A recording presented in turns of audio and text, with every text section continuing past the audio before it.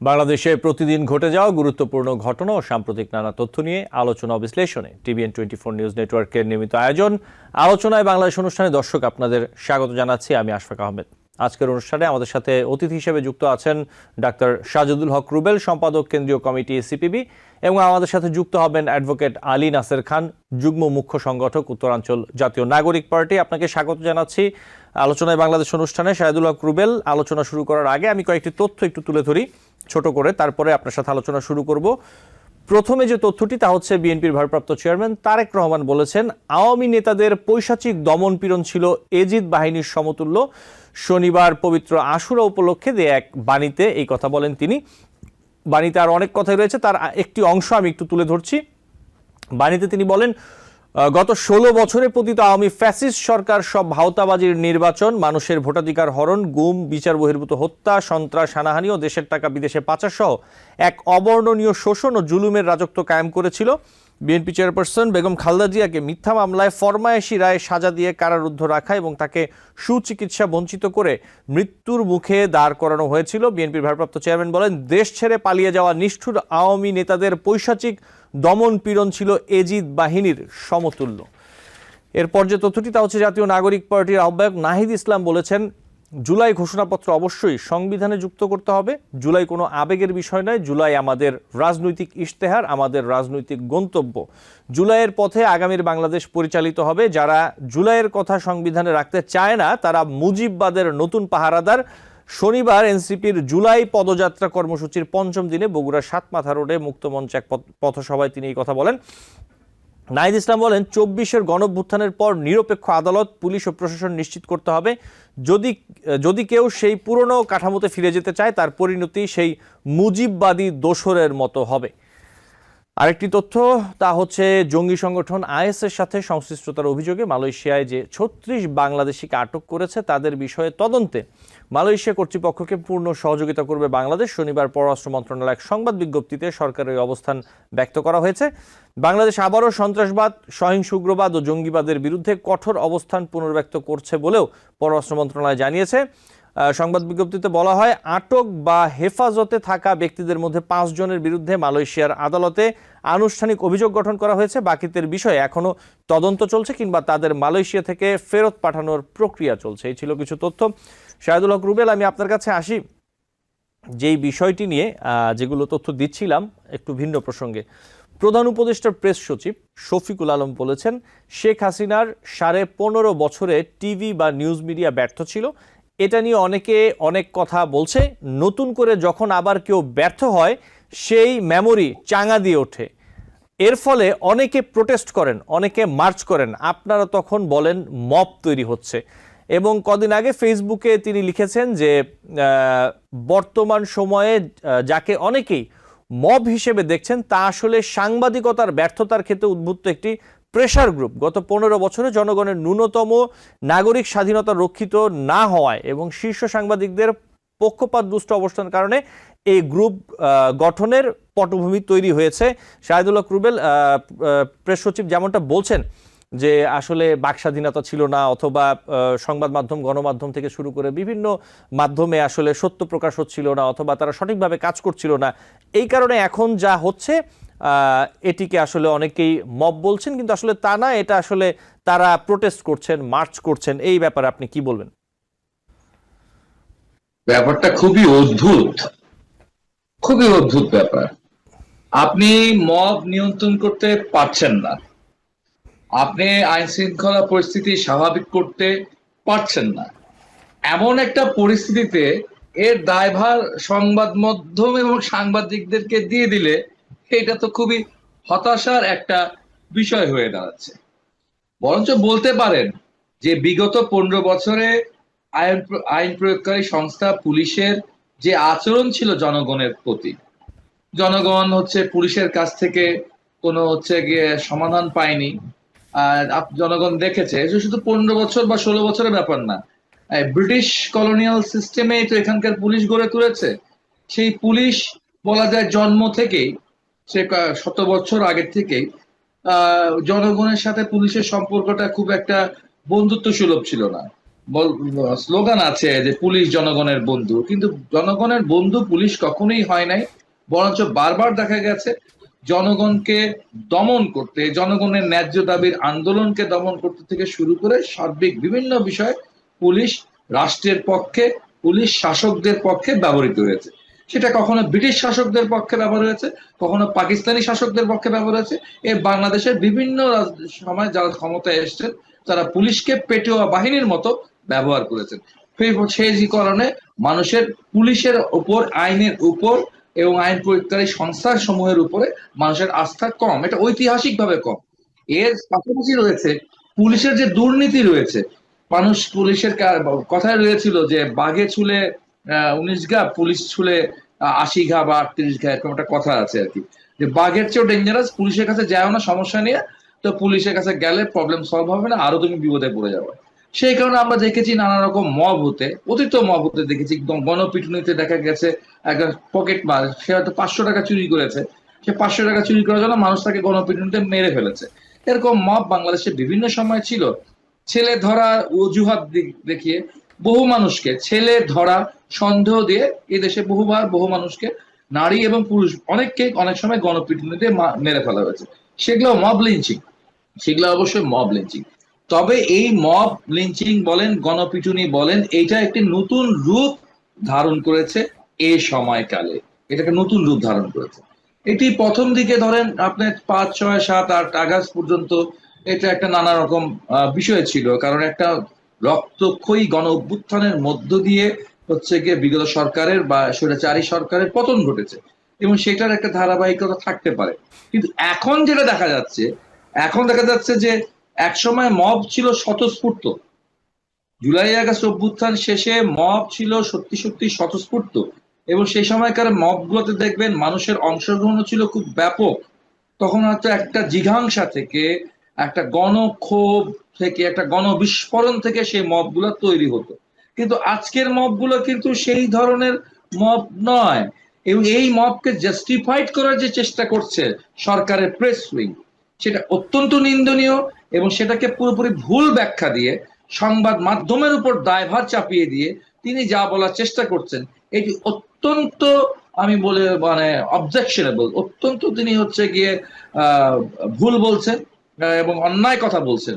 এবং এটা আমার মনে হয় যে আপনাদের পেশাগত জায়গা থেকে এটা আমার মনে হয় যে ইয়া করা দরকার। হ্যাঁ, এটা সত্য, দেশে এই জায়গাটাতে সবসময় সংবাদ মাধ্যম সবসময় হচ্ছে সরকারের চাপে থাকেন।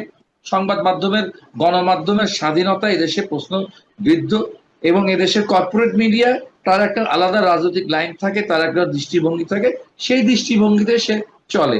এতে জনগণের আকাঙ্ক্ষা প্রতিফলিত হয় না, সেটা সত্য। কিন্তু সেই কারণে এই আগস্ট অভ্যুত্থান উত্তরকালে যে মব গুলো এখন পর্যন্ত নিয়ন্ত্রণ করা যাচ্ছে না, সেটার সাফাই এটা হতে পারে না। না, কিন্তু এক্ষেত্রে যেমনটা তিনি বলেছেন, আমরা যদি এখনো দেখি অনেক ক্ষেত্রে যে ভুল তথ্য, অপতথ্য, গুজব বিভিন্ন প্ল্যাটফর্মে, এটা বিশেষ করে ডিজিটাল প্ল্যাটফর্মে অথবা সোশ্যাল মিডিয়ামে আমরা যদি বলি যে এই জায়গাগুলোতে, এবং অনেক বাংলাদেশের গণমাধ্যমে, সংবাদ মাধ্যমেও যে অপতথ্য, ভুল তথ্য অনেক সময় অনেক ক্ষেত্রে ছড়ায়, এগুলোও কি এই মব তৈরির অথবা উস্কানির পেছনে, অথবা এই যে আমরা দেখি বিভিন্ন জায়গায় গণপিটুনি, মারধর চলছে, একদল ক্ষুব্ধ মানুষ কাউকে মারধর করছে, এর পেছনে কি একটি কারণ হয়ে দাঁড়ায় না শাহিদুল হক রুবেল? নিশ্চয়ই। সেক্ষেত্রে মূলধারার প্রচার মাধ্যম বা মূলধারার গণমাধ্যমের বাইরে এই সময়কালে সামাজিক মাধ্যম এর একটা বিশাল গুরুত্ব রয়েছে। এবং সেই সামাজিক মাধ্যম বলতে আমি শুধুমাত্র এই ফেসবুক, এক্স হ্যান্ডেল, টুইটার এসবের কথা বলছি না, আপনি ইউটিউবের একটা খুব গুরুত্বপূর্ণ বিষয় রয়েছে। এবং সেই বিষয়গুলোর ক্ষেত্রে তখন দেখা যাচ্ছে যে খুবই ভুল তথ্য, খুবই অপতথ্য, কুতথ্য, যেগুলা শব্দ আপনি উচ্চারণ করলেন, এগুলা ছড়ানো হচ্ছে। এবং এইসব ছড়ানোর মধ্য দিয়ে জনগণকে মাঝে মাঝে বিক্ষিপ্ত করা হচ্ছে, বিভ্রান্ত করা হচ্ছে, উত্তেজিত করা হচ্ছে, এবং উত্তেজিত করার মধ্য দিয়ে কিন্তু মবের উস্কানিটা চলছে। আমি দেখেছি আমাদের স্বরাষ্ট্র উপদেষ্টা বলেছেন যে মবের বিষয় নিয়ে যদি হচ্ছে পুলিশ কর্মকর্তারা, পুলিশ কর্মচারীরা যদি কোনো রকম হচ্ছে লিনিয়েন্সি দেখায়, কোনো ধরনের অবহেলা দেখান, তাহলে তাদের বিরুদ্ধে শাস্তি প্রয়োগ করা হবে। আবার আমরা দেখি যে হচ্ছে চট্টগ্রামের ঘটনা দিয়ে, যে সেখানে হচ্ছে মবের কথা মানে গুরুত্ব না দেওয়া, বা মবকে তো আসলে প্রতিরোধ করতে কি করতে হয়? মবকে তো হচ্ছে আপনি ঠান্ডা মাথায় কথা বলে করতে পারবেন না, তার সাথে শক্ত হতে হয়। শক্ত হতে গেলে তার উপরে হচ্ছে গিয়ে অনেক সময় নিপীড়নও করে ফেলে, লাঠিচার্জও তাকে করতে হয়। এবার সেই লাঠিচার্জ করবার পর সবকিছু দেখা গেল মবকে নিয়ন্ত্রণ করবার জন্য আবার পুলিশের শাস্তি হচ্ছে, আবার পুলিশ চুপচাপ দাঁড়িয়ে আছে। পুলিশ চুপচাপ, যে মনির হুদার ক্ষেত্রে, সিইসির ক্ষেত্রে যেটা হচ্ছে, পুলিশ ওখানে দাঁড়িয়ে আছে কেন? পুলিশ ওখানে প্রতিরোধ করে নাই, অথবা আবার পুলিশ কর্মকর্তার বিরুদ্ধে ব্যবস্থা গ্রহণ করো। অর্থাৎ এটা একটা উভয় সংকটের মধ্যে পড়ে গেছে আর কি। এদিকে গেল বিপদ, ওদিকে গেল বিপদ আর কি। তো এরকম এক পরিস্থিতির মধ্যে দিয়ে আমি মনে করি যে সরকারের উপরের মহল থেকে এই বিষয়ে খুব স্পষ্টভাবে কথা বলা দরকার। এটাকে কোনোভাবেই জাস্টিফাইড করেন না। মব অনেক ধরনের মব হয়। আজকে মব হচ্ছে অমুকের বিরুদ্ধে তমুকের বিরুদ্ধে, কালকে আবার কোন একটা বিষয় নিয়ে দেখা যাবে যে এই প্রেস উইং এর বিরুদ্ধে মব শুরু হয়ে গেছে। আজকে আপনি যাকে ফ্রাঙ্কেস্টাইনের মতো পুষছেন, সে কালকে কিন্তু হচ্ছে গিয়ে বন্দুকের নল ঘুরিয়ে আপনার দিকে ধাবিত হবে, আপনার দিকে ধাবিত হবে। আজকে আপনি হয়তো অনেকগুলো না পাতানো হচ্ছে গিয়ে মব করতে পারেন, কিন্তু কালকে হয়তো পাতানো মব থাকবে না, নিয়ন্ত্রণ হারিয়ে যাবে। অর্থাৎ এটা খুব ভয়ঙ্কর একটি খেলা। এই ভয়ঙ্কর দিক থেকে সরে আসতে হবে। বিগত সরকার বা আমরা রাজনৈতিক সরকারগুলোর ক্ষেত্রে, বা স্বৈরাচারী সরকারগুলোর ক্ষেত্রে, বা বিগত আওয়ামী স্বৈরাচারী সরকারের ক্ষেত্রে দেখেছি, মানুষের কণ্ঠ রোধ করতে হলে, মানুষের কণ্ঠ রোধ করতে গিয়ে তারা ডিজিএফআই কে ব্যবহার করেছে, র্যাবকে ব্যবহার করেছে, পুলিশকে ব্যবহার করেছে। তারা হচ্ছে খুন গুমের প্রক্রিয়া অবলম্বন করেছে। এখন একটু কিন্তু সাবস্টিকেটেড একটা নতুন, আবার নতুন আপডেট ভার্সন আসতে পারে। সেই আপডেট ভার্সনটা কি? সেটা হচ্ছে মব। মবের ভয়ে অনেক সাংবাদিক লিখবে না, অনেক সংবাদ মাধ্যম প্রচার করবে না, অনেকে ইউটিউবে কথা বলবে না, অনেকে তার সামাজিক মাধ্যমে লিখবে না, কিংবা লেখছে না, বর্তমানে লেখছে না। এবং যারা বলছে তারাও বিপদ আপদে পড়ছে, তারাও বিপদে আপদে পড়ছে। এবং আরো ভয়ঙ্কর ব্যাপার হচ্ছে, আমি যে বিষয়টাকে বুঝি না, সেটা হচ্ছে যে বিদেশের মাটিতে বসে, সেই সমস্ত দেশ খুব আইনের দেশ, আইনের শাসনের দেশ, গণতান্ত্রিক দেশ, আইনের শাসনের দেশে বসে বাংলাদেশে অস্থিরতা তৈরির জন্য নানান রকম হচ্ছে বক্তব্য দিয়ে যাচ্ছে, বক্তব্য দিয়ে যাচ্ছে। কেউ তাকে ছুঁইতে পারছে না, কেউ তাকে করতে পারছে না। এবং তিনি অনেক ধরনের অনেক অশ্লীল, অনেক অশালীন, অনেক আদিম রসাত্মক কথাবার্তা বলছেন, যার মধ্যে দিয়ে তার সস্তা জনপ্রিয়তা তৈরি হচ্ছে। এখানে আমি আদি রসাত্মক কথা বলতে পারছি না, আপনিও বলতে পারছেন না, আমি বলতে পারছি না। ফলে আমাদের এই সাধু ভাষার কথাগুলো, চলতি ভাষার কথাগুলো তা অনেকের ভালো লাগবে না। কিন্তু আমরা যদি আমাদের ল্যাঙ্গুয়েজ বদল করে আমরা যদি হচ্ছে আঞ্চলিক ভাষা বা বিকৃত ভাষায় কথা বলি, তাহলে খুব জনপ্রিয়তা হবে, আপনার টিআরপি অনেক বাড়বে, আপনি ভাইরাল হয়ে যাবেন। এরকম ভাইরাল হওয়ার জন্য ক্ষুধার্ত ক্ষুধার্ত কিছু ইউটিউব ইনফ্লুয়েন্সার বাংলাদেশে কিন্তু হচ্ছে গিয়ে কিছু ঘটনা ঘটাচ্ছে। হ্যাঁ, এক সময় গণ অভ্যুত্থানের সময়কালে, গণ অভ্যুত্থানের আগে, বা নানাভাবে জনমত গঠন করার ক্ষেত্রে, মানুষকে সাহস দেওয়ার ক্ষেত্রে, মানুষকে উৎসাহ দেওয়ার ক্ষেত্রে অনেকেরই অনেকেরই ভূমিকা ছিল, অনেকেরই ভূমিকা ছিল। কিন্তু সেই ভূমিকাটাও একটা নিয়ন্ত্রণের মধ্যে, একটা সংস্কৃতির মধ্যে থাকার প্রয়োজন ছিল। শাহদুল্লাহ এখন রুবেল, আজকে সেই সংস্কৃতির মধ্যে আমরা রাখতে পারছি জি, না। আমাদের সাথে অ্যাডভোকেট জি, আলী নাসের খান যুক্ত হয়েছেন আশা করছি। অ্যাডভোকেট আলী নাসের খান, আপনি আমাকে শুনতে পাচ্ছেন এবং দেখতে পাচ্ছেন? জি, জি, আপনাকে ধন্যবাদ। আমরা যে বিষয়টি নিয়ে কথা, ধন্যবাদ আপনাকে। আমি যুক্ত হয়েছি, কিন্তু আমার জি, এখান থেকে ইন্টারনেট কানেকশনটি বেশ দুর্বল। না ঠিক আছে, আমি এখন বিড়ম্বনা হতে আপনাকে পারে। দেখতে পাচ্ছি এবং আমাদের দর্শক আপনাকে দেখতে এবং শুনতে পাচ্ছেন আশা করছি। আমরা শাহদুল্লাহ রুবেলের সাথে কথা বলছিলাম যে বিষয়টি নিয়ে, আসলে মত প্রকাশের স্বাধীনতা একটা বিষয়, বিভিন্ন জায়গায় যে ধরনের মব সন্ত্রাস চলছে, যে অভিযোগ আসছে, রাষ্ট্রের নিরাপত্তা, এই বিষয়গুলো নিয়ে কথা বলছিলাম। একটু আপনার কাছে আসি, যে বিষয় নিয়ে শাহদুল্লাহ রুবেল বলছিলেন আমি একটু তুলে ধরি। প্রধান উপদেষ্টার প্রেস সচিব শফিকুল আলম বলেছেন, শেখ হাসিনা 15.5 বছরে টিভি বা নিউজ মিডিয়া ব্যর্থ ছিল। এটা নিয়ে অনেকে অনেক কথা বলছে, নতুন করে যখন আবার কেউ ব্যর্থ হয় সেই মেমোরি চাঙা দিয়ে ওঠে। আচ্ছা, এর ফলে অনেকে প্রোটেস্ট করেন, অনেকে মার্চ করেন, আপনারা তখন বলেন মব তৈরি হচ্ছে। আপনি কি বলবেন এই ব্যাপারে, অ্যাডভোকেট আলী নাসের খান? দেখুন, মবের ক্ষেত্রে যেটি বলা হয়েছে, ভোটার আগে আমরা ভিন্ন ভিন্ন ধরনের ন্যারেটিভ দেখতে পাচ্ছি। রুবেল ভাই যেটি বলেছেন যথার্থই বলেছেন। তো এর মধ্যে এক ধরনের শৃঙ্খলা থাকা, আন্দোলনের ক্ষেত্রে যেমন রাজনৈতিক বা গণতান্ত্রিক আন্দোলন, আমরা সেই ধরনের আন্দোলনকে, শান্তিপূর্ণ আন্দোলনকে প্রমোট করি।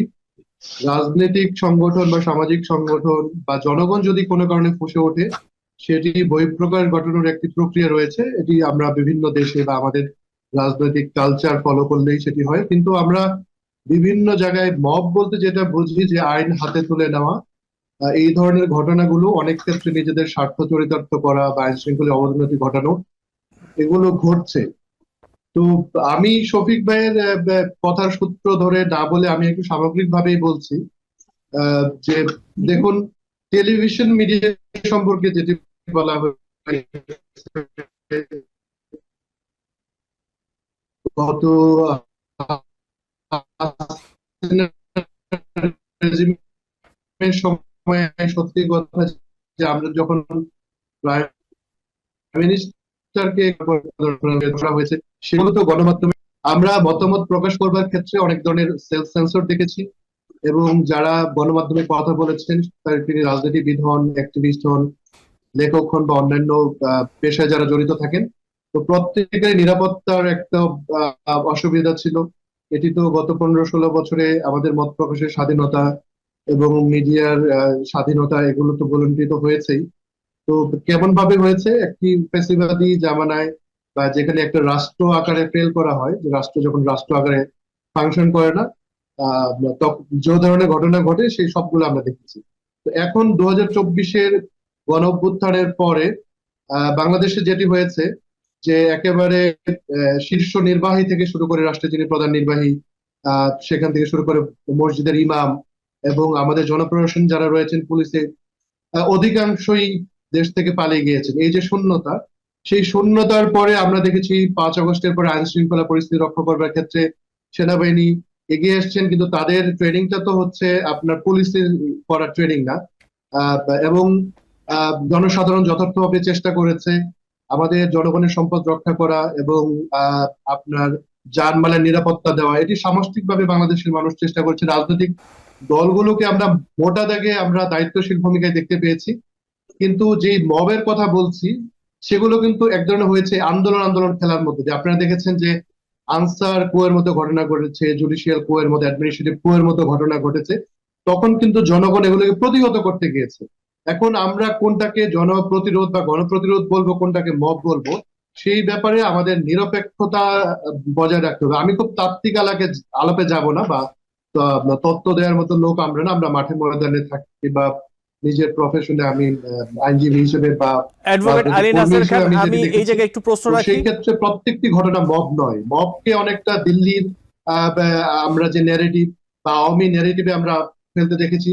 যখন শেখ হাসিনা বাংলাদেশের মানুষের বিরুদ্ধে হত্যাযজ্ঞ চালিয়েছেন এবং দেশ থেকে পালিয়ে গিয়েছেন, দিল্লিতে আশ্রয় নিয়ে বাংলাদেশের মানুষকে উস্কানোর জন্য তিনি এসে যখন গণমাধ্যমে বক্তৃতা করার জন্য উদ্যোগ নিয়েছেন, ধানমন্ডিতে 32 আমরা কিন্তু জনরোষ রেখেছি।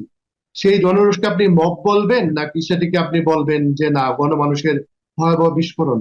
আমরা আওয়ামী ষড়যন্ত্র বা দেশের ভেতরে যারা ফ্যাসিস্ট এখনো আপনার লুকায়িত অবস্থায় রয়েছে, তারা যখন দেশকে টালমাটাল করার জন্য যাচ্ছে বা গণঅভ্যুত্থানের এই যে স্পিরিট বা আমাদের শান্তি শৃঙ্খলা ভুলণ্ঠিত করার জন্য যাচ্ছে, যখন আইন শৃঙ্খলা বাহিনী কুলিয়ে উঠতে পারছে না, জনসাধারণ মাঠে নেমে আসছে, সেটিকে আপনি মব বলবেন? বা আওয়ামী সন্ত্রাসী কার্যক্রম যেগুলো নিষিদ্ধ করার জন্য আমরা জনদাবি দেখলাম, সেটিকে আমরা মব বলবো কিনা? বিপরীত অর্থে এটিও আমি বলছি যে টার্গেট করে কাউকে মেরে ফেলা, কোনো থানায় গিয়ে আক্রমণ করা, কোনো অফিসে বা কারো প্রপার্টি দখল করবার ক্ষেত্রে জটলা পাকানো, নিশ্চয়ই এগুলো মব। তবে আমাদের তরফ থেকে এটি আমরা বলতে চাই একজন রাজনৈতিক কর্মী হিসাবে, যে আমরা যাতে বিবেকের স্বাধীনতাটা আমরা বজায় রাখি এবং জনগণকে রাজনৈতিকভাবে এডুকেটেড করা, law and order situation maintain করার ক্ষেত্রে দেখুন, আমরা গত 54 বছরের রাষ্ট্র আকারে যেভাবে ব্যর্থ হয়েছি, আমাদের নাগরিককে নাগরিক করে তোলবার ক্ষেত্রে অনেকটা ব্যর্থ হয়েছি। কারণ প্রত্যেকটি নাগরিক যখন তার অধিকারের ব্যাপারে সচেতন হন, তখন তিনি সোনাগরিক হিসাবে এই রাষ্ট্রের সাথে তার দৈনন্দিন জীবনে ফাংশনটি করতে পারেন। কিন্তু আমাদের দেশে তো একটা বড় ধরনের গ্যাপ রয়েছে। আমাদের রাজনৈতিক কালচারে আমরা যে দলীয় লেজুর বৃত্তি দেখেছি, সেখানে চাঁদাবাজি করা, দখল করা, লুটতরাজ করা, এগুলো তো হয়েছে। গত 16 বছর তো মবই হয়েছে। হাসিনার যে পুরো রেজিম, সে তো মবের উপর দাঁড়িয়েছিল। তো এই মব কমবে, এই মবের কমার ক্ষেত্রে গণ সচেতনতা, জি, নাগরিকদের সচেতন করে তোলা, রাজনৈতিক দলের অ্যাডভোকেট আলী নাসের, রিক্রুটমেন্ট আমাকে এবং একটি বিরতি নিতে হবে। প্রশিক্ষণ এবং রাজনৈতিক কর্মসূচিগুলো থেকে শুরু করে গণমাধ্যমের ভূমিকা সুস্পষ্ট হবে আমাদের আশার আলো দেখাবে বলে আমরা মনে করি। জি, আপনাকে ধন্যবাদ। আমাকে একটু বিরতি নিতে হবে, বিরতি থেকে ফিরে আমি আপনার কাছে আসবো। ডক্টর শাহেদুল হক রুবেল, আপনিও থাকবেন আমাদের সাথে। দর্শক, আলোচনায় বাংলাদেশ অনুষ্ঠানে নিচ্ছি ছোট্ট একটি বিরতি, সাথে থাকবেন। TBN 24 টেলিভিশন দেখতে আজই কল করুন 7187776556। লগ ইন করুন www.totalcablebd.com। দর্শক, আলোচনায় বাংলাদেশ অনুষ্ঠানে আপনাদের আবারও স্বাগত জানাচ্ছি। বিরতির পর অ্যাডভোকেট আলী নাসের খান, আপনার কাছে আমি একটু আসি যে বিষয়টি নিয়ে। একাধিক ঘটনায়, এটাকে আপনি মব বলবেন না কি বলবেন সেটা আপনিই বলবেন, একাধিক ঘটনায় এনসিপির সংশ্লিষ্টতার অভিযোগ রয়েছে। আপনি নিশ্চয়ই একটি প্রতিবেদন দেখেছেন, বিবিসি বাংলা একটি প্রতিবেদন করেছে। আমি আর বিস্তারিততে যাব না, অনেক সময় লাগবে। আপনি কি বলবেন? যেমন যদি সবশেষ বলি যে গত মঙ্গলবার ছাত্রলীগের এক নেতাকে পুলিশে দেওয়া হয়, তার বিরুদ্ধে কোনো গ্রেফতার অপরগত জানায় পটিয়া থানার যে ঘটনাটা, তারপরে আপনার যে পটিয়া থানার যে ওসি তার অপসারণ এবং দায়ের বিরুদ্ধে ব্যবস্থা নেওয়ার দাবি হয়। তারপরে ওই ওসি আবু জাহেদ মোহাম্মদ নাজমুন নূরকে প্রত্যাহার করার খবর আসে। 29 মে রংপুর জাতীয় পার্টির চেয়ারম্যান জিএম কাদেরের বাড়িতে হামলার ঘটনা ঘটে। হামলার জন্য রংপুর জেলা বৈষম্য বিরোধী ছাত্র আন্দোলন জাতীয় নাগরিক পার্টির নেতাকর্মীদের বিরুদ্ধে অভিযোগ তুলেন জিএম কাদের। আরও অনেক ঘটনা রয়েছে, আমি আর বিস্তারিত গেলাম না। এখন এখানে একটি প্রশ্ন উঠছে, সেটি হচ্ছে এনসিপি কি মব দিয়ে প্রভাব বিস্তার করার চেষ্টা করছে কিনা? কি বলবেন এ ব্যাপারে অ্যাডভোকেট আলী নাসের? আপনি যে প্রশ্নটি করেছেন তার শুরুর অংশটি আমি শুনতে পাই নাই, যদি একটু দয়া করে 10 সেকেন্ড রিপিট করেন। মূল বিষয়টা হচ্ছে আপনাদের রাজনৈতিক দলের বিরুদ্ধে এবং বৈষম্য বিরোধী ছাত্র আন্দোলনের বিরুদ্ধে বিভিন্ন জায়গায় অভিযোগ রয়েছে, বিভিন্ন মবে বলেন অথবা বিভিন্ন ঘটনার সাথে সংশ্লিষ্টতার অভিযোগ রয়েছে। জিএম কাদের বলেছেন, তাই তো? জিএম কাদের, জি, জিএম তার কাদের জি বলেছেন। রংপুরে জাতীয় পার্টির তার বাড়িতে যে এখন হামলা। এখন এখন এখন জিএম কাদের জাতীয় পার্টি করেন। জাতীয় পার্টি কি? জাতীয় পার্টি তো আওয়ামী লীগের দোসর ছিল 14 দলের। তার মানে তার বাড়িতে এবং হামলা চালানো যাদেরকে- জাস্টিফাইড? না, না, আমি আসছি, আমি সেখানে জি। লাইফ সাপোর্ট দিয়েছে, সেটা হচ্ছে জাতীয় পার্টি এবং জিএম কাদের। তার বাড়িতে হামলা হয়েছে বলতে আমরা যতদূর শুনেছি সেখানে নেতাকর্মীরা নিচে অবস্থান করেছিলেন। তারপরে সেখানে সেনাবাহিনী অফিসার উপস্থিত হয়েছেন, যিনি দায়িত্বশীল ছিলেন। তারপরে দুই পক্ষই নিবৃত হয়েছে। এটি হয়েছে, দেখুন, জাতীয় পার্টিকে সিম্পলি আওয়ামী লীগ যদি আমরা বলি যে সমান সমান জাতীয় পার্টি, এভাবে দেখা হয়েছে। এবং বাংলাদেশের জনগণ প্রত্যাখ্যান করেছে। আমরা অন্তর্বর্তীকালীন সরকারের নানা অনুষ্ঠান এবং তাদের দাওয়াতে এবং জাতীয় ঐক্যমত কমিশন থেকে যেখানেই বলুন না কেন, সেখানে কিন্তু জাতীয় পার্টি অনুপস্থিত। সবই ঠিক আছে আলী নাসের, সবই ঠিক আছে, তো কিন্তু directly একজন passive ব্যক্তির শক্তি জি, হিসেবেই তাহলে জাতীয় পার্টিকে দেখা আইন হয়। অনুযায়ী মামলা হবে, তার বিরুদ্ধে আমি বিচার শেষ হবে, করছি। তার বাড়িতে। জি, জাতীয় পার্টি যখন প্রকাশ্য রাজনৈতিক কার্যক্রম করতে যায়, আমি শেষ করছি, আমাকে জি, বলতে দিন। জি। যখন প্রকাশ্য রাজনৈতিক কার্যক্রম করতে যায়, যখন গণরোষ দেখা দিয়েছে রংপুরে, সেটাকে আপনি মব বলার কোনো কারণ নেই। কিন্তু আমরা যে কোনো ধরনের ভাঙচুর, কাউকে আক্রমণ, আমরা নিন্দা জানাই। যদি এই ধরনের ঘটনা ঘটেছে, সেটা কিন্তু আমাদের তরফ থেকে নিন্দা জানানো হচ্ছে, কারণ কারো জানমালের উপর হামলা করে এভাবে এটি প্রত্যাশিত নয়। তো আমরা এগুলোকে সমর্থন করি না। কিন্তু জাতীয় পার্টি প্রকাশ্যে আওয়ামী লীগ আকারে এদেশে রাজনীতি করবেন, এটি তো এদেশের ছাত্র জনতা মেনে নেয়। আপনি আরেকটি বলেছেন যে আমরা মব করে বেড়াচ্ছি কিনা জাতীয় নাগরিক পার্টি। আপনি দেখবেন, বাংলাদেশের মানুষ দেখছে যে আমাদের জুলাই যে পদযাত্রা সেটি শুরু হবার পরে আমাদের রংপুরে আমাদের শহীদ আবু সাঈদের কবর জিয়ারতের পর গাইবান্ধা থেকে আমরা সেখানে হাজারো লাখো মানুষের স্রোত দেখতে পেয়েছি। শ্রমিক থেকে শুরু করে দিনমজুর এবং উত্তরবঙ্গের অর্থনৈতিক অবস্থা তো আমরা সবাই জানি। সেখানকার খেটে খাওয়া মানুষ থেকে শুরু অ্যাডভোকেট করে আলী নাসের খান, শিক্ষার্থী, যুবক পটিয়া এবং থানার বৃদ্ধ ঘটনাটি মানুষ আপনি কিন্তু ঝুঁকি আছে। জি, আমি একটু একটা প্রশ্ন রাখতে চাই আপনার কাছে। আপনি যে বিষয়টি এটি তো বললেনই, পটিয়া থানার ঘটনার ব্যাপারে কি বলবেন? যে ছাত্রলীগের এক নেতাকে পুলিশে দিলেও কোনো মামলা না থাকে, তাকে গ্রেফতারের পর অপরগত জানায় পটিয়া থানা। এ নিয়ে বাকবিতণ্ডার এক পর্যায়ে পুলিশের সঙ্গে আন্দোলনকারীদের সংঘর্ষ ঘটে। পরে এ নিয়ে এনসিপির যুগ্ম সদস্য সচিব আরিফ সোহেল তার ব্যক্তিগত ফেসবুক পেজে লেখেন পটিয়া থানা মাটির সাথে মিশিয়ে দিতে হবে। এই ঘটনার জেরে বুধবার সকালে থানার ওসির অপসারণ ও দায়ীদের বিরুদ্ধে ব্যবস্থা নেওয়ার দাবিতে বিক্ষোভ শুরু করেন এনসিপি ও বৈষম্য বিরোধী ছাত্র আন্দোলনের নেতাকর্মীরা। এই দিন মধ্যরাতে ওসি আবু জাহেদ মোহাম্মদ নাজমুন নূরকে প্রত্যাহার করার খবর আসে। যে এই বিষয়টি আপনি কিভাবে দেখেন? জি, অ্যাডভোকেট আলী নাসের। দেখুন, জি, পটিয়ার ঘটনায় ছাত্র বা শিক্ষার্থীদের যেভাবে পেটানো হয়েছে, যেভাবে আহত করা হয়েছে, সেটির প্রতিবাদে শিক্ষার্থীরা সেখানে জড়ো হয়েছেন। এবং আপনি আরিফ সোহেলের কথা যেটি বলছেন, তিনি বলছেন মাটির সাথে মিশিয়ে দিতে হবে।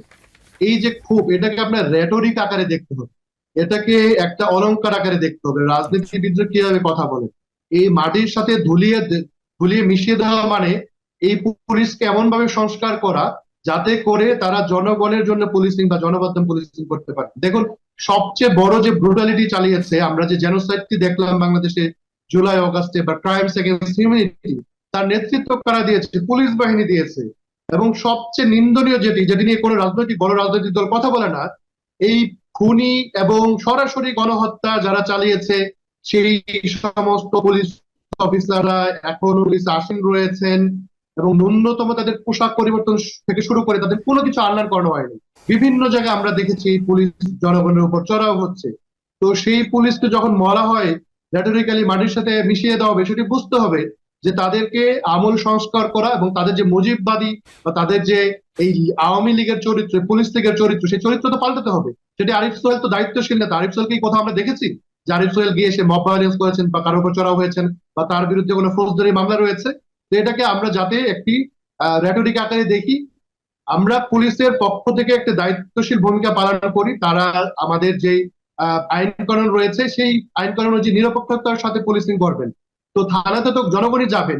আমরা একটা জিডি করবার জন্য থানাতে উপস্থিত হই, একটা অভিযোগ দেওয়ার জন্য উপস্থিত হই। আমরা তো বাংলাদেশে এই কালচারই দেখেছি যে আমার রাজনৈতিক প্রভাব না থাকলে মামলা রুজু করা যায় না।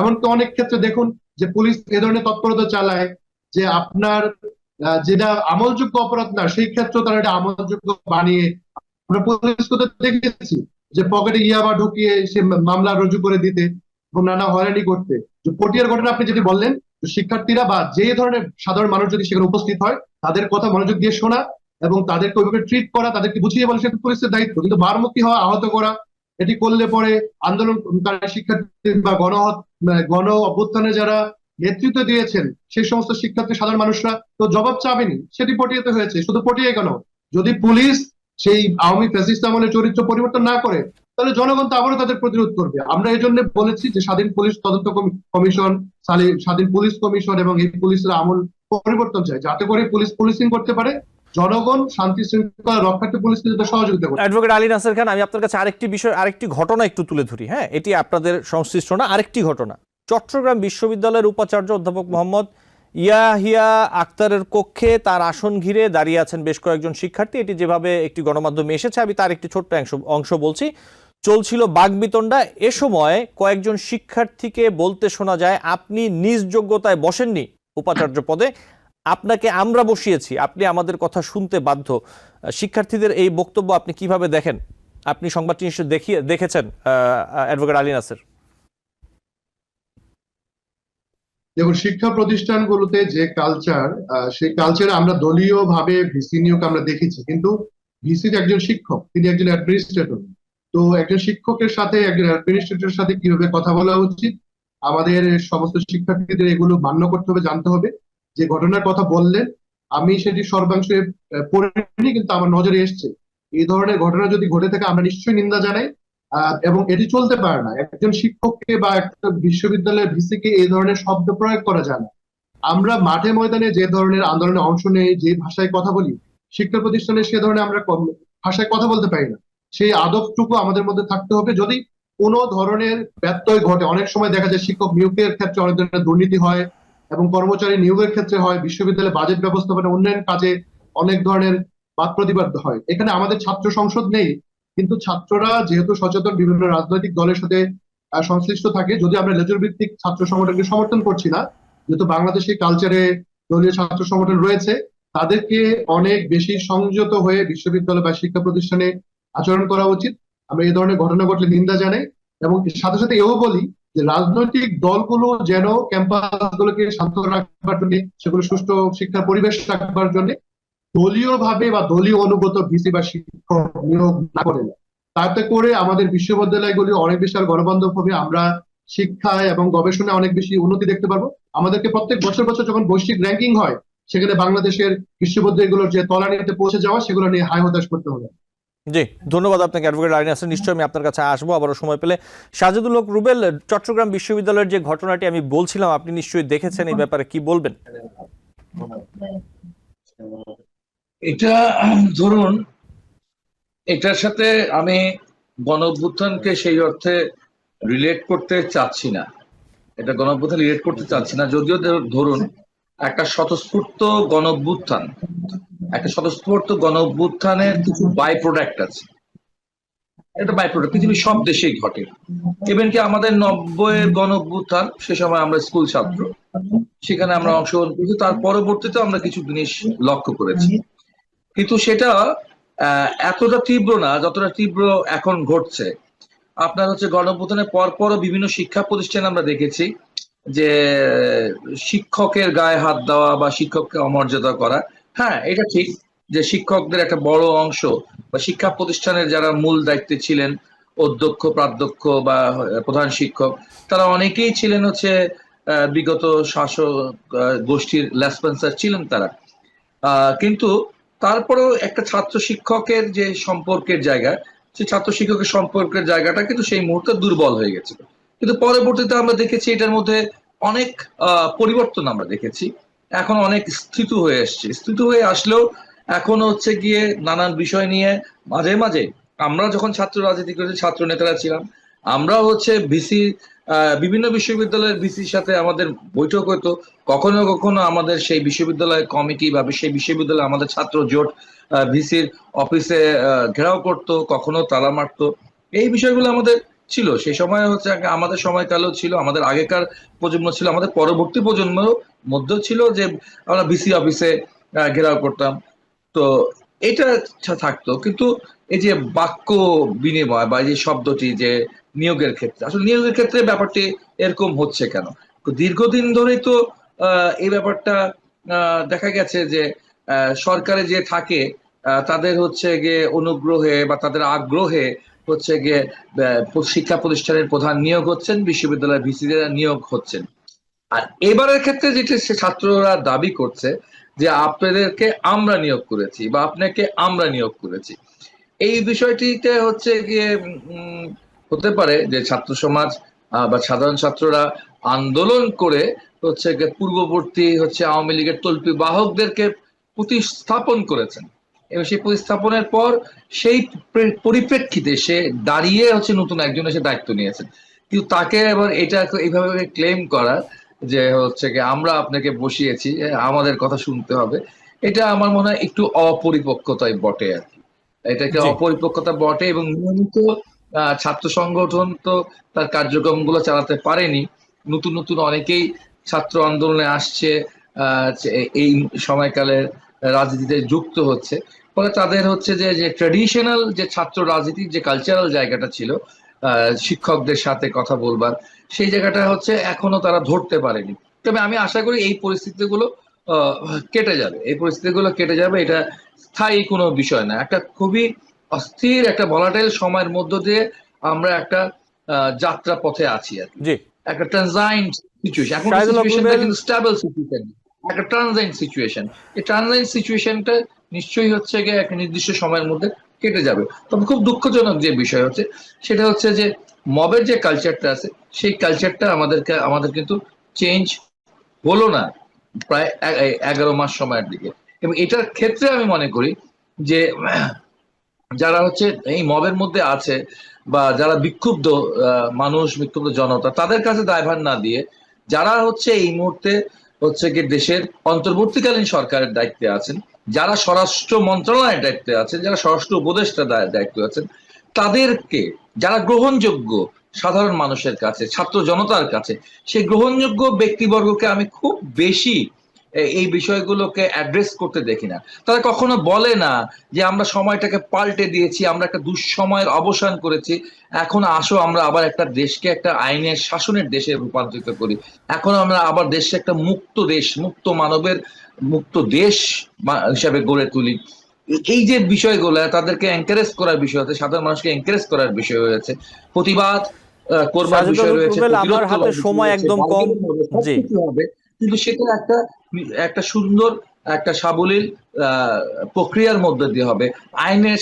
আইনকে নিজের হাতে তুলে নিয়ে যাওয়া করা যাবে না। আমি একটি এবং এটা সব দিক দিয়ে হচ্ছে, এইটা জি। হচ্ছে আসলে গ্রহণযোগ্য নয় আর না, কি। এই আমি দুঃখিত, পরিস্থিতিকে আমি কোনোভাবে আমি আমি গ্রহণযোগ্য দুঃখিত, করতে পারছি না। বারবার আপনাকে আমি মাঝখানে বাধা দিচ্ছিলাম। আমি আরেকটি প্রশ্ন আছে একটু করতে চাই, আমার তো সময় কম, আমি দুজনের কাছে আসতে চাই আপনাদের কাছে, এই জন্য আমি একটু তুলে ধরি। শাহিদুল হক রুবেল, জাতীয় নির্বাচন জিতে সরকার গঠন করতে পারলে দেশে শরিয়া আইন চালু করবে ইসলামী আন্দোলন বাংলাদেশ, ঠিকানায় খালেদ মহিউদ্দিন টকশোতে গিয়ে এসব কথা বলেছেন। ইসলামী আন্দোলনের সিনিয়র নায়েবে আমির মুফতি সৈয়দ মোহাম্মদ ফয়জুল করিম তিনি বলেছেন, আমাদের শরিয়া, আমাদের দর্শন, আমাদের কোরআন ও হাদিসে দেয়া আছে। এখানকার কোনো রাষ্ট্র ব্যবস্থার এখনকার কোনো রাষ্ট্র ব্যবস্থার মধ্যে এমন আছে কিনা? খালেদ মহিউদ্দিনের এমন প্রশ্নের জবাবে তিনি বলেছেন, এখন আফগানের মধ্যে আপনি দেখতে পারেন সেখানে শরিয়া অনেক বেশি পালন করা হচ্ছে। আবার পাল্টা প্রশ্ন করেন খালেদ মহিউদ্দিন যে আপনি আফগানিস্তানের মতো বাংলাদেশ বানাতে চান, প্রশ্ন করেন। জবাবে ফয়জুল করিম বলেন, হ্যাঁ বানাতে চাই। এই বিষয়টি আপনি কিভাবে দেখেন শাহিদুল হক রুবেল?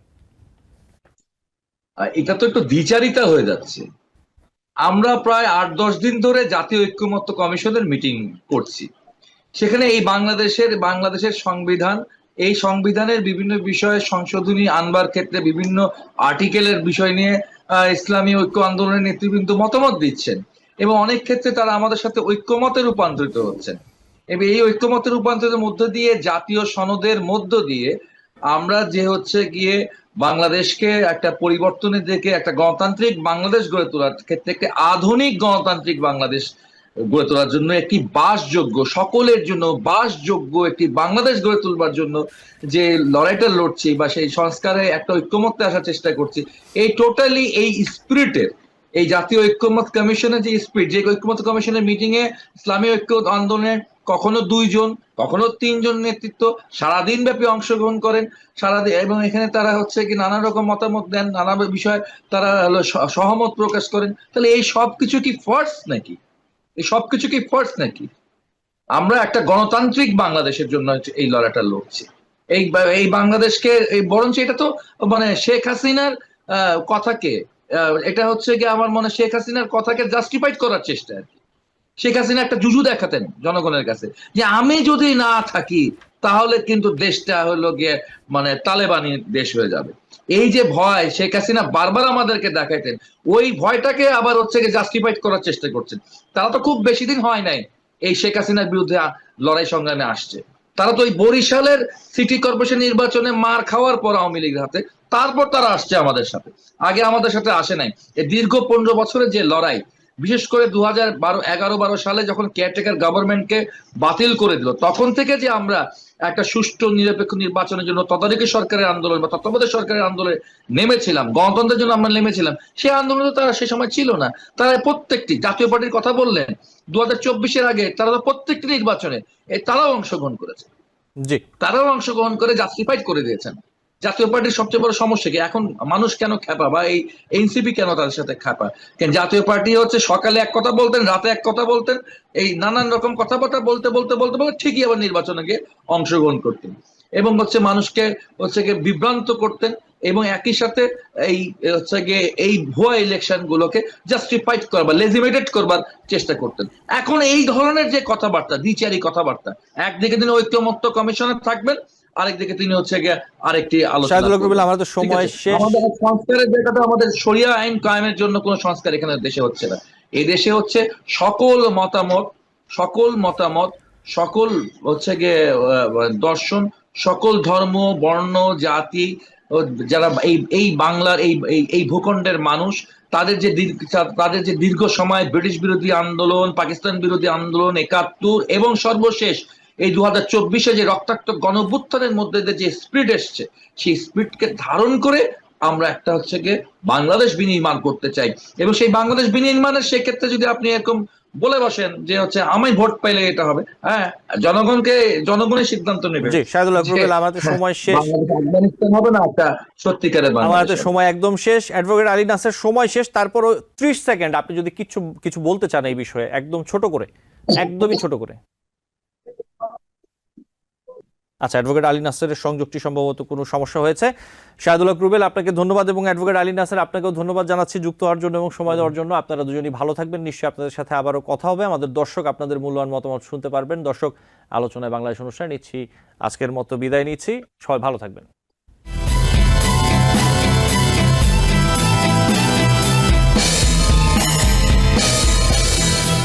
TBN 24 টেলিভিশন দেখতে আজই কল করুন 7187776556। লগ ইন করুন www.totalcablebd.com। নিউ ইয়র্ক থেকে সম্প্রচারিত TBN 24 টেলিভিশন বিশ্বজুড়ে বাঙালির কণ্ঠস্বর।